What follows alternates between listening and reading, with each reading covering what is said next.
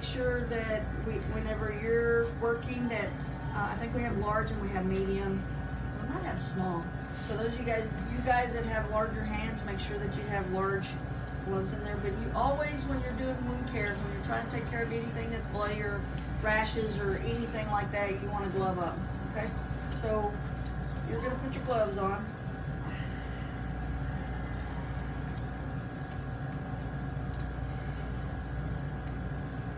And you will take care of gloves, okay?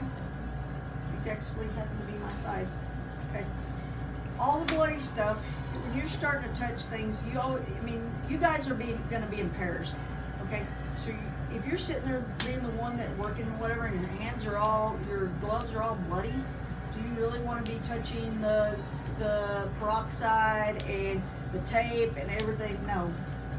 Sometimes I work with one glove so that I try to get everything out, but they come in bloody, and so pass me some of the gauze pads. Here, give me that one right there, you just got it.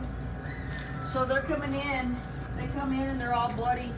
What I do is, I don't walk around wearing gloves, so what I'm gonna do is, first of all, we have little stools in here, so have them sit down somewhere, and then I grab some gauze, and I hand it to the kid and tell them to put direct pressure. So a lot of times, it can, be on the face, it can be on the arm. So let's say arm for instance. They're coming in, it's all bloody and everything, and so I hand them some gauze, have them sit down, let them put direct pressure here, okay? And direct pressure is just putting some pressure on this with the gauze. And while he or she is doing that, you also tell them to elevate it so that it can help stop the bleeding. Okay, so direct pressure and elevation will help stop the bleeding. Okay, while they're doing that and they're sitting down, then you want to hurry up and put your gloves on. And most times whenever we're here, most times you're not here by yourself, and so people can help.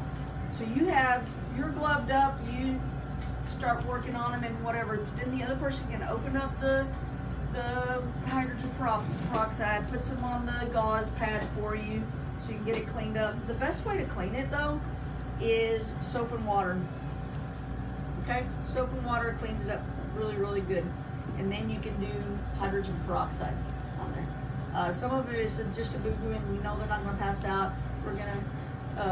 We use the sink to wash dishes, so if it's something crazy like that, we can wash it there, but after we use the sink, then you're gonna have to clean it up really, really good with the, clear up all, rinse off all the blood, and then we've got Comet in there, and you clean it up with Comet and everything like that, because you don't wanna, who wants to put water bottles in there or whatever.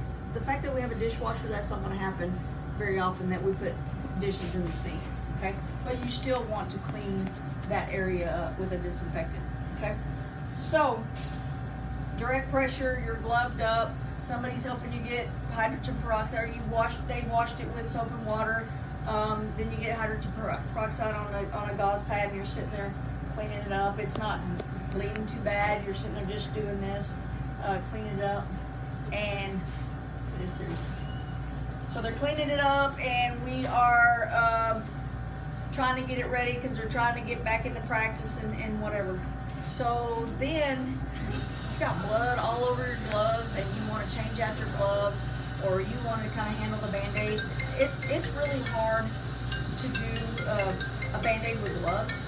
So once you get all that stuff, you can one glove it, okay? But I would change out my gloves. If you got bloody stuff all over, you don't want to start putting blood on them too. So I change it out.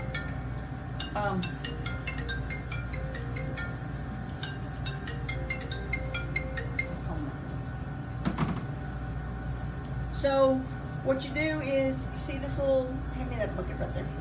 In the training room, we have this red biohazard trash can, okay?